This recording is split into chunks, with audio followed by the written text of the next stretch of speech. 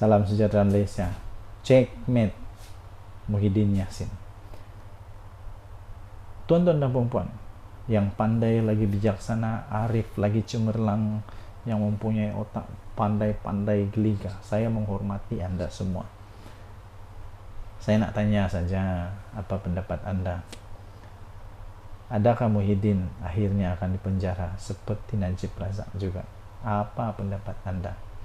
Adakah Muhyiddin pun akan ikut jejak Najib Razak, Rosmah Mansur, dan beberapa lagi pemimpin-pemimpin yang lain yang pernah dipenjara kerana rasuah dan salah guna kuasa? Ya, orang cakap Anwar Ibrahim pun pernah jadi banduan. Dia punya case lain, bukan rasuah tau. Dia bukan rasuah, bukan makan duit Malaysia. Bukan salah guna kuasa. Jadi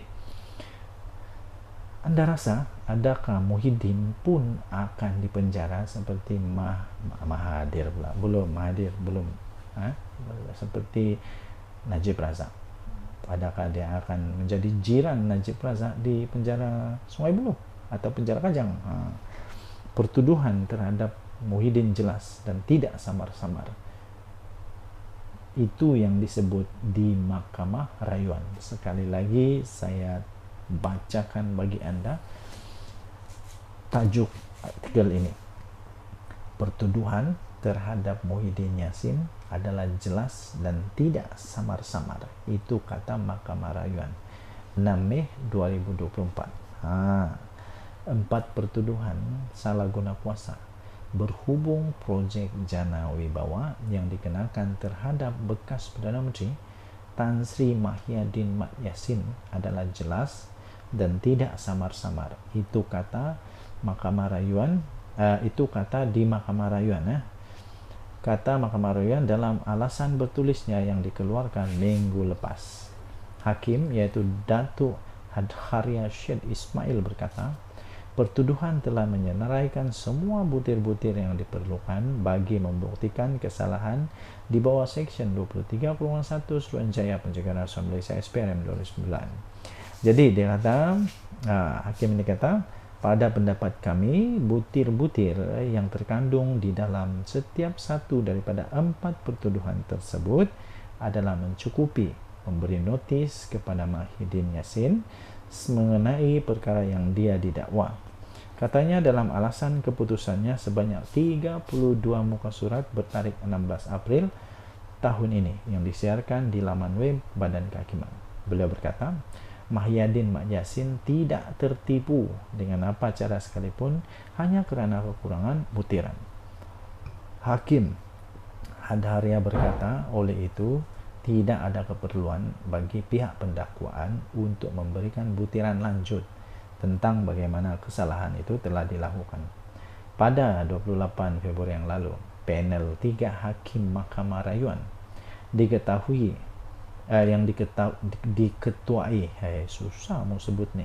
diketuai oleh Hakim Hadharia membenarkan rayuan pihak pendakwaan dan mengembalikan semula pertuduhan yang sebelum ini dibatalkan oleh Mahkamah Tinggi. Dua lagi hakim ialah Datuk Azmi Arifin dan Datuk SM Komati Supiah. Dalam alasan keputusannya, Hakim Hadharia berkata, Hakim Mahkamah Tinggi telah terkilaf apabila beliau berpegang pada bahawa pertuduhan itu sebagai tidak jelas dan Muhyiddin telah diperdayakan. Beliau berkata, semua 4 unsur untuk kesalahan mengikut Seksyen 23.1 Akta Pencegahan Rasuah Malaysia dinyatakan dalam pertuduhan. Hakim Hadharia berkata, Muhyiddin didakwa atas kapasiti sebagai Perdana Menteri dan Presiden Parti Pribumi Bersatu Malaysia PPBM. Justru itu memenuhi unsur pertama kesalahan, bahawa dia adalah pegawai awam. Okey, so tuan-tuan dan puan yang dihormati sekalian, anda boleh baca ini di sinarharian.com.my. Tajuknya pertuduhan terhadap Muhyiddin jelas dan tidak samar-samar, kata Mahkamah Rayuan. Denyut nadi suara rakyat bergema di channel ini. Jangan lupa tekan butang subscribe, like dan share. Malaysia kita punya, cinta Malaysia aku, kita jaga kita. Bye. Salam sejahtera Malaysia. Denyut nadi suara rakyat bergema di channel ini. Selamat petang tuan-tuan dan puan yang dihormati sekalian. Saya ada soalan, sila tinggalkan komen. Pada pendapat Anda, betulkah kerajaan negeri Perlis tidak lagi bersih? Dengan apa yang sudah terjadi baru-baru ini, mula-mula anak menteri besar, setelah anak menteri besar kena tahan, menteri besar pula macam bersih betul, sampai dia cakap dia sudah memberikan tunjuk ajar, sudah memberikan ilmu kepada anak dia, kalau dia buat salah, itu dia punya hal lah. Akhirnya tiba-tiba tidak sampai pun 1 bulan, tahu, sekejap sangat, tiba-tiba yang mengejutkan ya tuan-tuan dan puan-puan yang dihormati sekalian, bukan saja anak menteri besar Perlis juga disiasat. Yang bestnya, kasih betul saya kalau saya salah, sebab ada media sosial yang bilang, yang cakap anak menteri besar Perlis itu adalah menantu kepada Muhyiddin. Betulkah? Saya pun kurang pasti. Kalau tak betul, hentikan buat fitnah. Tapi kalau betul, Hadi Awang sila jawab. Ini ya Muhammad Raslan kata, ini kenyataan daripada Muhammad Raslan. Dia kata kerajaan negeri Perlis tidak lagi bersih. Betulkah? Oke.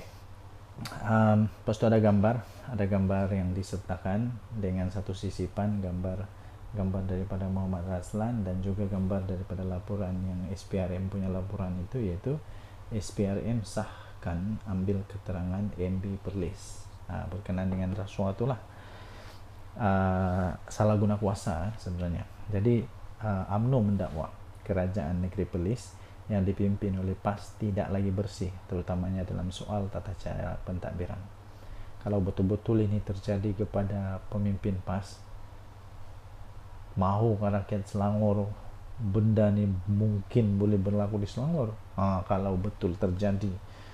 Kalau tiada, hentikan fitnah. Ahli Majlis Tertinggi UMNO Datuk Muhammad Raslan Muhammad Rafi berkata, kepincangan itu adalah disebabkan oleh kuasa mutlak yang dimiliki pentadbiran dalam membuat keputusan kerana ketiadanya ahli pembangkang. What? Ada beberapa negeri lagi yang macam tiada pembangkang, tau di mana ya? Negeri Terengganu ada pembangkang di Dewan Undangan Negeri. Ada? Saya pun tidak pasti. Tapi menurut Datuk Muhammad Raslan Muhammad Rafi, dia kata kepincangan itu disebabkan kuasa mutlak. Sebab kenapa? Pentadbiran dapat membuat keputusan dengan mutlak kerana tiada ahli pembangkang. Isu lebih besar sekarang, dia kata, ialah siasatan Suruhanjaya Pencegahan Rasuah Malaysia SPRM terhadap beliau. Selain penahanan reman anaknya yang juga menantu Presiden PAS. Wah, dia sendiri cakap Datuk Muhammad Raslan kata menahan reman anaknya yang juga menantu Presiden PAS telah mencemarkan nama kerajaan Perlis. Dia kata sudahlah anaknya ditahan berkaitan kes pemalsuan dokumen, tuntutan palsu berjumlah RM600,000. Selepas itu Menteri Besar pula disiasat kerana salah guna kuasa. Dia kata inilah akibatnya apabila sesebuah kerajaan itu ada ultimate power dalam membuat keputusan kerana tiada pembangkang, katanya dalam satu kenyataan pada Isnin. Sebelum ini, media melaporkan Muhammad Syukri telah hadir di ibu pejabat SPRM di Putrajaya bagi memberi keterangan berhubung siasatan isu salah guna kuasa membabitkan pelaksanaan projek pembangunan prasarana termasuklah membaik pulih menyelenggara pembekalan dan perkhidmatan di seluruh Perlis sejak tahun 2022. Belum sampai 2 tahun sudah ada kes begini teruk. Pada 24 April lalu, anak kepada Menteri Besar Perlis adalah antara 6 individu yang telah direman oleh SPRM bagi membantu siasatan pemalsuan dokumen tuntutan palsu berjumlah RM600,000. RM600,000. Sumber berkata turut direman ialah pegawai kanan pejabat Menteri Besar Perlis. Mengulas lebih lanjut, Muhammad Raslan berkata perkara yang berlaku di Perlis itu harus menjadi pengajaran buat rakyat agar mempertimbangkan semula untuk memberikan kuasa mutlak kepada sesebuah parti atau gabungan bagi mentadbir negeri. Betul lah kawan saya cakap, dalam sesuatu pentadbiran itu, terutamanya parti politik ini, mesti ada pembangkang, mesti ada semak dan imbang. Ujar beliau, keadaan itu akan mewujudkan satu suasana tidak sehat di antara pemimpin dan pentadbiran negeri. Dia kata, tanpa suara pembangkang, siapa yang menegur kepincangan pentadbiran kerajaan negeri, khususnya ketika sidang Dewan Undangan Negeri DUN, karena hampir semua wakil rakyat dari parti yang sama. Takkanlah ahli DUN dari parti yang sama berani menegur menteri besar. Soalnya pada masa sama, Muhammad Razlan turut mendakwa bahwa slogan Perikatan Nasional PNBES tidak lagi relevan digunakan di Perlis. Oh, kasihan. Mungkin boleh ditukar menjadi anak menantu BES. Slogan ini kedengaran lebih menarik, ujarnya. Oi, sakitnya, pedihnya. Oi, ini betul-betul mengejutkan ini. Oke. So, tuan-tuan dan puan yang dihormati sekalian, Anda boleh tinggalkan komen. Apa pendapat Anda tentang kenyataan daripada Muhammad Razlan ini? Betulkah kerajaan negeri Perlis tidak lagi bersih? Dan paling seronok itulah perenggan yang terakhir itu, kenyataan yang terakhir daripada beliau. Dia kata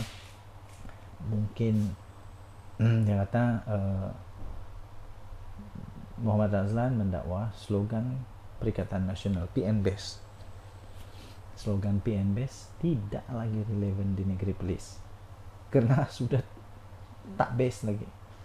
Apalagi dia kata, tukarlah, mungkin boleh ditukar, anak menantu BES. Anak menantu BES. Kenapa anak menantu BES? Anak menantu siapa? Hadiah Wang kot. Mungkin anak menantu Hadiah Wang. BES-nya BES kenapa? Kena siasat oleh SPRM.